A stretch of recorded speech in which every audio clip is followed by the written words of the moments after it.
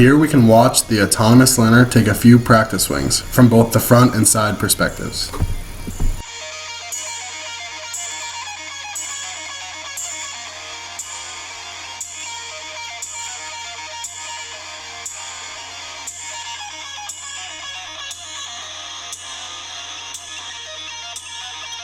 Now we are going to break down his swing.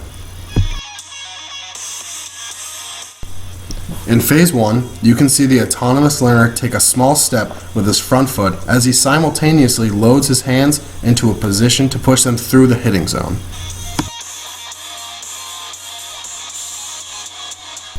In phase 2, the autonomous learner has already started to pivot his back foot, throwing his hands down towards the target and creating a bend off of his back leg.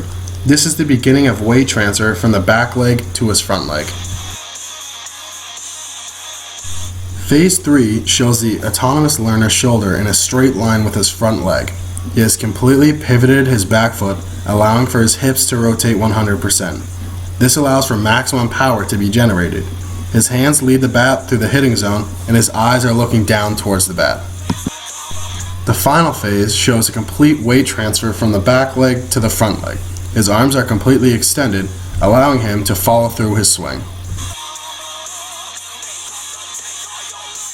Next, we will watch a cognitive learner attempt to swing a baseball bat.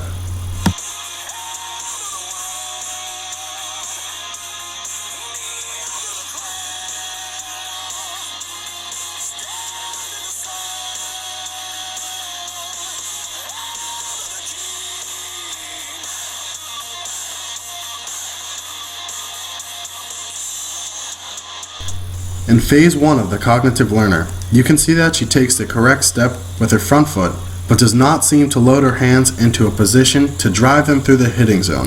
This is a common error for any individual learning to swing a baseball bat.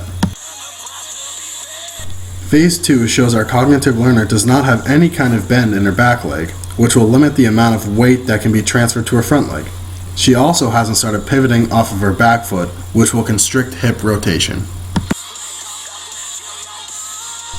In phase 3, she still has yet to pivot off of her back foot, her back leg is still straight, and now she has completely taken her eyes off of the bat, although her hands are in a great position for hitting. In the final phase, the cognitive learner has not extended her arms in a straight line with the bat, which will not allow her to follow through her swing correctly, though her front leg does make a perfect line with her shoulders, which is done well. Now we will compare our cognitive learner to our autonomous learner, side by side.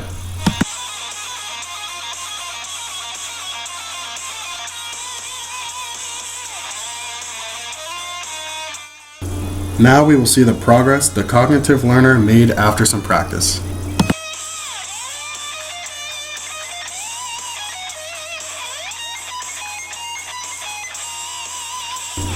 During phase 1, we see that the cognitive learner has fixed the load position of her hands and it is now done correctly.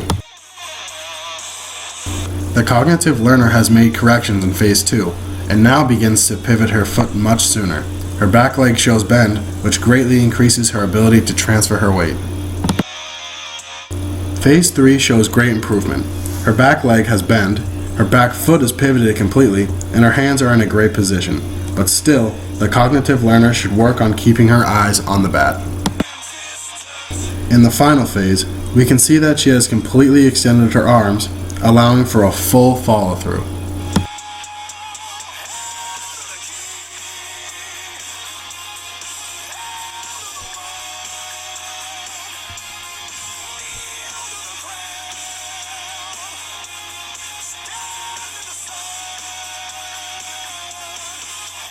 Now let's compare the cognitive learner after she practiced to the autonomous learner.